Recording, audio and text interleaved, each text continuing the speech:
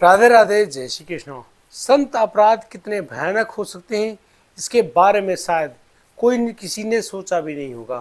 भारत में 70 साल शासन करने वाली कांग्रेस पार्टी को भी लगातार हार का मुंह देखना पड़ रहा है और तरस रही है कि काश उसकी सत्ता केंद्र सरकार तक पहुंच जाए। लेकिन नहीं, ऐसा बिल्कुल भी नहीं हो सकता। और ये बात एक संत ने अपने श्राप में कहा था। उसने कहा था कि जब तक उसके जो इस पाप का मोचन नहीं किया जाता, तब तक जो कांग्रेस पार्टी के प्रमुख नेता हैं ऐसे ही मरते रहेंगे और अपनी मौत नहीं मरेंगे, उनकी हत्याएं की जाती रहेंगी। कौन थे वो संत जिन्होंने कांग्रेस पार्टी को ऐसा श्राप दिया था और कहा था कि तुम्हारे सभी नेता गोपाष्टमी के नज़दीक ही मारे जाएंगे? क्या यह बात सत्य है या झूठ? आप इस पूरे बारे में जब पूरा विश्लेषण मैं करूंगा तो आप एक एक बात को जान जाएंगे कि वाकई में यह बात बिल्कुल सत्य कही है। दोस्तों, आइए जानते हैं क्या हुआ है पूरे मामले में। कैसे एक संत ने इतनी बड़ी बात कह डाली, क्या था पूरा मामला, बता रहा हूं आपको। दोस्तों, ये समय था 7 नवंबर 1966 का, जब भारत देश के सभी साधु संत अपने साथ अपनी पार्टी के युवक युवतियों, महिलाओं, बच्चों के साथ मिलकर दिल्ली के लिए कूच कर रहे थे। वो सभी लोग संसद की तरफ जा रहे होते हैं और उसी समय भारत देश में काम करने वाली उनकी जो सत्ता थी, सरकार थी, कांग्रेस सरकार को डर लगने लगा और फिर उसी सरकार ने इतना घिनौना कार्य कर दिखाया जो कि शायद उसको जीवन में नहीं करना चाहिए था।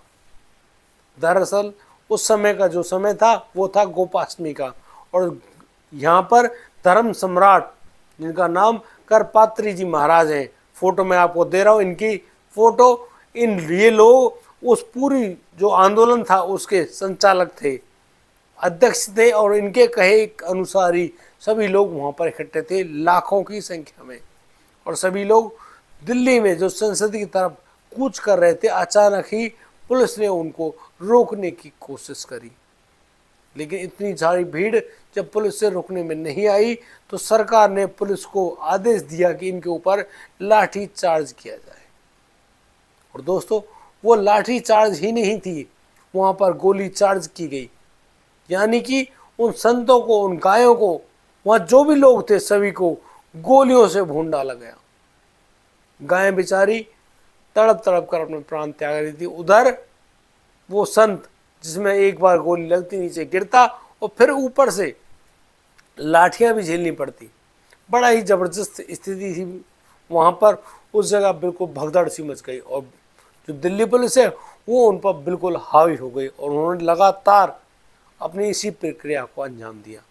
यहाँ पर लाखों लोगों के बारे में कहा जाता है कि लाखों लोगों ने अपने प्राण त्याग दिए, हजारों की संख्या में गायें मौत के घाट उतार दी गई। लेकिन उस समय के जो मीडिया है जिसमें समाचार पत्र छपते थे, उन पत्रों ने छापा कि मात्र 7 लोगों की मौत हुई है।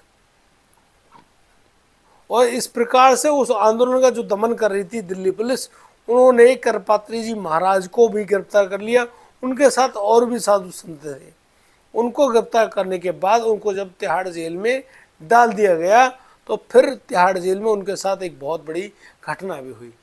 दरअसल सरकार के ही कुछ लोगों ने उस जेल के अंदर बंद कैदियों से कहा कि यदि तुमने करपात्री जी महाराज की जान ले ली तो हम तुम्हारी सजा माफ कर देंगे और तुमको जेल से रिहा कर देंगे।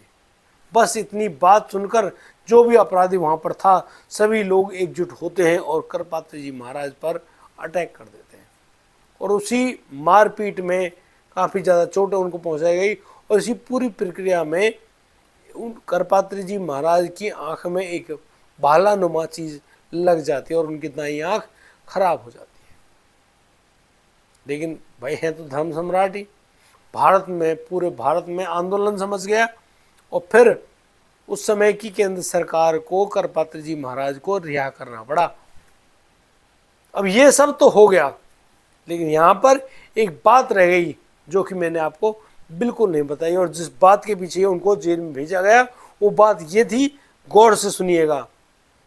जब वहाँ पर तमाम लाशें बिछ चुकी थी, करपात्री महाराज अपने आप को बचाते हुए जैसे इधर उधर से होते हुए बचते बचाते, लाठियाँ तो उन्होंने भी खाई, उन्होंने संत को अपने हाथों में लेकर कहा कि हे केंद्र सरकार, हे सरकार चलाने वाले नीच मानसिकता के लोगों, मैं इन साधुओं की हत्या करने के आरोप से तुमको रिहा करता हूं, तुमको इनका कोई आरोप नहीं लगेगा, लेकिन तुमने जिस प्रकार से गौ हत्या करी है उसका पाप आपको ताउम्र, जब तक तुम्हारी नस्ल रहेगी तब तक आपको भुगतना ही पड़ेगा और आप लोग हमेशा अधोगति को प्राप्त होंगे।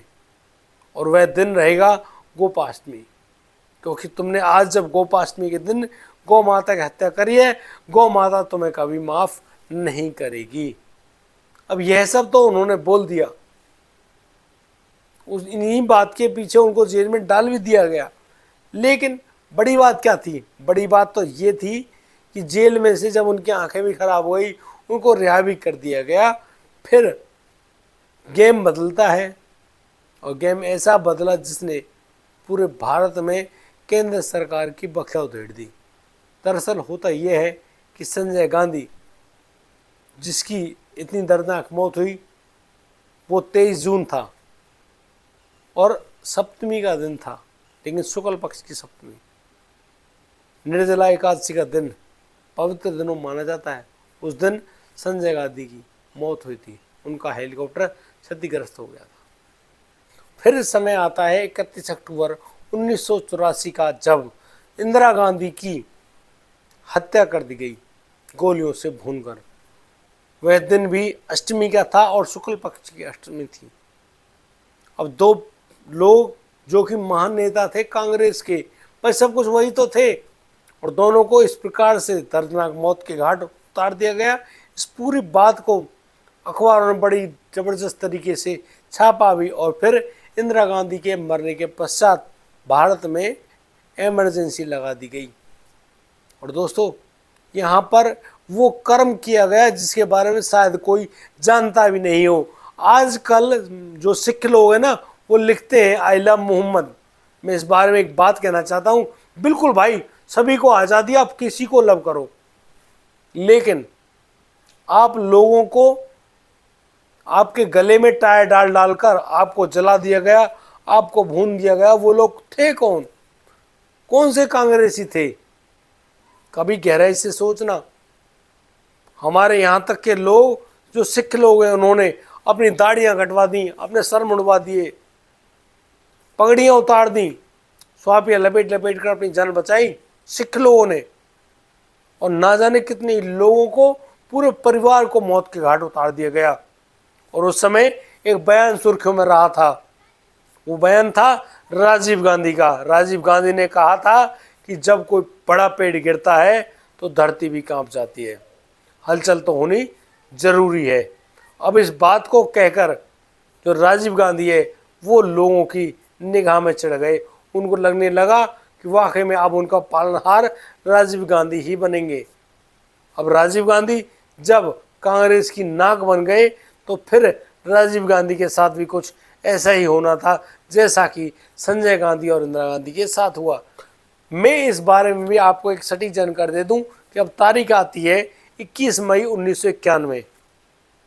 हिंदू पंचांग के अनुसार उस दिन भी अष्टमी थी, और इस दिन जब राजीव गांधी दक्षिण भारत में एक सभा करने के लिए गए, उनको भी एक बम धमाके में उड़ा दिया गया। और तब से ही सभी लोगों की निगाह में एक बात सर चढ़कर बोली, वो थी सिर्फ और सिर्फ एक बात की, कांग्रेस पार्टी ने संत अपराध किया है। और संत अपराध होने की वजह से संत ने जो श्राप दिया था, उस श्राप को फलीभूत होने में कोई कसर नहीं रही। इन तीनों चारों घटनाओं के होने में एक बात कॉमन निकल कर आती है, यह रात होती है, यानी कि शुक्ल पक्ष की, चंद्रमा की चांदनी के अंतर्गत ये सारी प्रक्रियाएं की गई। इसमें संयोग भी है, क्योंकि जो कुछ भी बात हुई वो गोपाष्टमी और सप्तमी अष्टमी के बीच ही हुई। आज भी इस बात को ज्योतिषाचार्य सोचते हैं और कहते हैं कि भाई वाकई में करपात्री जी महाराज ने जो एक बार कह दिया सो कह दिया। धर्म ध्वजा करपात्री जी महाराज। आज तक किसी और महाराज को यह पद नहीं दिया गया है, लेकिन करपात्री जी महाराज इतने सिद्ध संत थे, उनके मुख से निकली हुई वाणी को अखंड करने के लिए साम दाम दंड भेद तीनों लोक सभी चीज़ भगवान की प्रदत्त की गई प्रकृति भी उनके साथ चलने लगी। और फिर इसी वजह से आज भी आपने देखा होगा पिछले 3 बार से भारत में भारतीय जनता पार्टी की सरकार है, कांग्रेस की पार्टी नहीं है, ना ही उसकी सरकार है।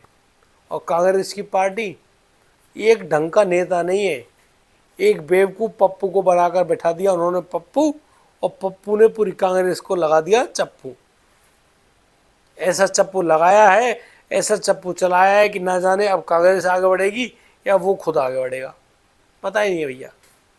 इसीलिए एक व्यक्ति की गलती ने पूरे कुल को, जो कुल का नाश है ना, नाश कर दिया। लेकिन दोस्तों मैं आपसे एक विनम्र प्रार्थना करना चाहता हूँ, इस प्रकार के कोई भी संत अपराध करने से जरूर बचें, क्योंकि यदि आपसे कोई संत अपराध बन भी गया है ना, प्रत्यक्ष में या अप्रत्यक्ष में आपने किसी संत के प्रति कोई दुर्भावनापूर्ण शब्द भी बोल दिए, तो आप उनसे जाकर क्षमा याचना जरूर कर लें। और यदि आप क्षमा याचना कर लेंगे तो आप बच भी जाएंगे, और यदि उन्होंने माफ़ कर दिया तो। वरना संत अपराध बहुत बड़ा अपराध है, और ये आपके जीवन में किए गए सभी पुण्यों को खा जाएगा। आज के प्रसंग में सिर्फ इतना ही। अब दीजिए मुझे इजाज़त, मिलता हूँ कल, लाता हूँ एक और अनोखा रोचक प्रसंग। और आपको ये वीडियो कैसी लगी हमको लाइक कमेंट करके ज़रूर बताएं। राधे राधे।